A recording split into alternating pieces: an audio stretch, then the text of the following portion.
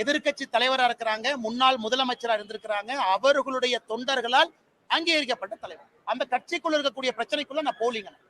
தொண்டர்கள் வர்றாங்க, பொதுச் செயலரா ஏத்துக்கிட்டாங்க.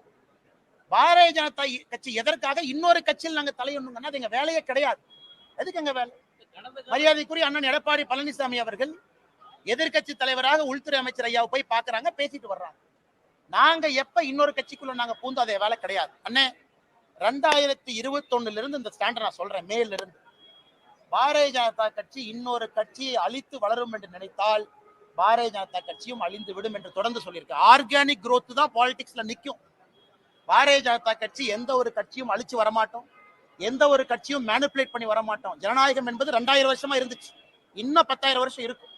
ஆனால் நாங்கள் எந்த கட்சி தலைமை கிட்ட எங்கேயும் போக மாட்டோம். யாரோ பிளைட் ஏறி வர்றாங்க, யாரோ யாரையோ பாக்குறாங்க. அதனால் உங்களுடைய முடிச்சுக்களுக்கு நான் எப்படி பதில் சொல்ல முடியுங்கன்னா